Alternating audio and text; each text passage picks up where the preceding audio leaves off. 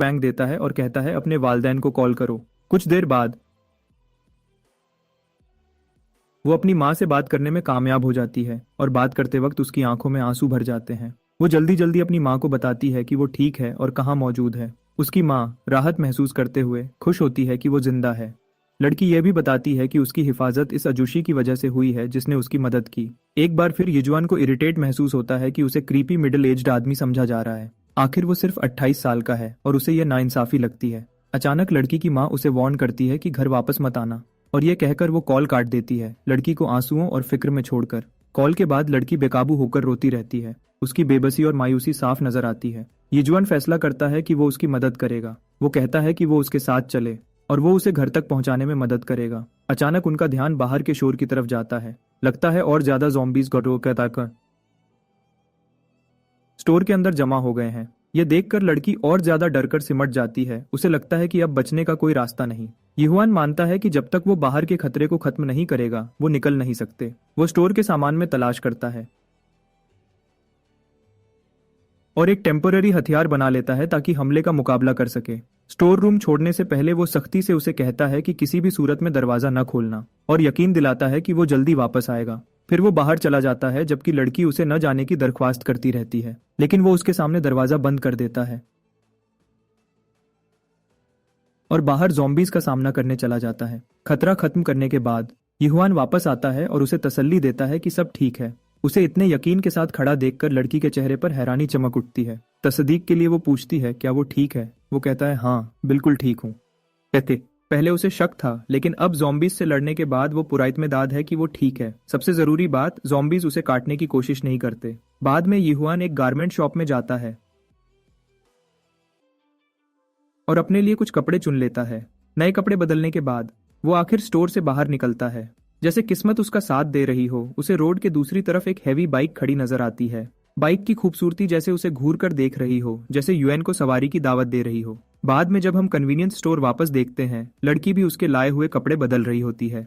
यीजुआन उससे माफी मांगता है कि उसे औरतों के कपड़ों का ज्यादा पता नहीं था, इसलिए जो ठीक लगा वो ले आया। क्योंकि आसपास ज्यादा ज़ॉम्बीज़ नहीं है, वो निकलने से पहले कुछ खाने का सामान जमा करने का फैसला करता है। शेल्फ्स के बीच चलते हुए यूएन को एक बेसबॉल बैट मिलता है और वो उसे अपने लिए रख लेता है। लड़की फिक्र जाहिर करती है कि वो सिर्फ उसे बचाने के लिए अपनी जान रिस्क में डाल रहा है। वो बिल्कुल अजनबी है, फिर भी वो समझ नहीं पा रही कि वो मदद क्यों कर रहा है। वो ये भी समझती है कि अजूशी होने के नाते शायद उसका कोई परिवार होगा जिसे वो बचाना चाहता होगा। सबसे पहले जब वो उसे फिर से अजूशी कहती है, यूएन एक अजीब सी शक्ल बना लेता है। दूसरी बात, वो उसे तसल्ली देता है कि उसे गिल्टी महसूस नहीं करना चाहिए। मुश्किल में मदद मांगना या देना बिल्कुल फितरी बात है, और उसे यकीन है कि शायद किसी दिन उसे भी मदद की जरूरत पड़े। सबसे बड़ी बात, क्योंकि ज़ॉम्बीज़ उसे काटते नहीं, उसकी जान को कोई असली खतरा नहीं है। चांद तेज रोशनी से चमक रहा है और उसकी हल्की रोशनी में ज़ॉम्बीज़ बेपरवाह घूम रहे हैं, लेकिन उनका सुकून जल्द ही 700 सीसी इंजन की तेज व्रूम की आवाज से टूट जाता है। हैंडल के पीछे जो बैठा है वो युहान ही है।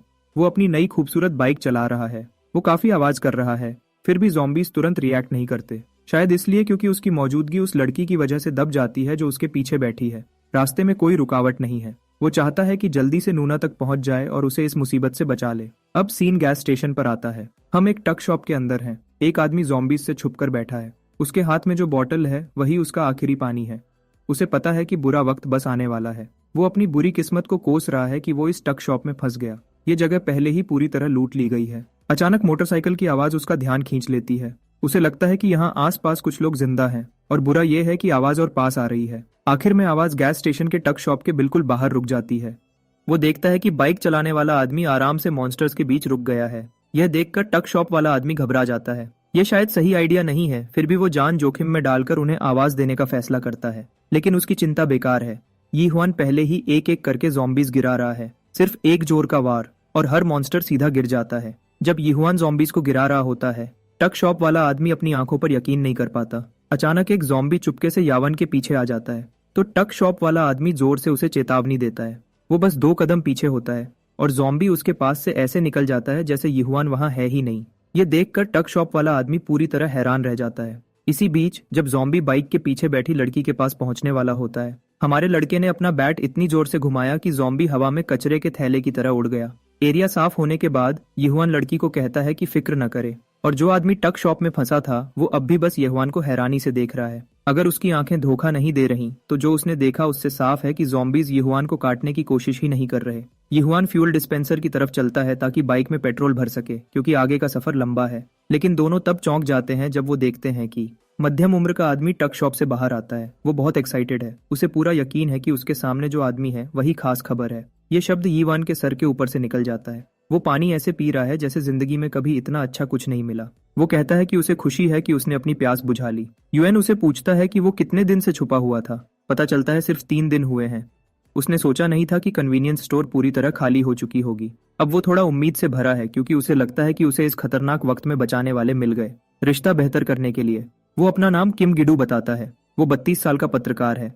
अब उसे अपनी नौकरी की परवाह नहीं क्योंकि दुनिया बर्बाद हो चुकी है। लड़की का नाम पार्क जीना है। वो 20 साल की है और यूनिवर्सिटी की नई स्टूडेंट है। और हमारा लड़का यहुआन है जो 28 साल का लगता है। वो थोड़ा हिचकिचाता है और बताता है कि वो मॉर्टिशियन था या पहले था। गिडू कहता है कि वो बिल्कुल मॉर्टिशियन जैसा नहीं लगता। इसी बीच जीना उसे घूर कर देख रही है।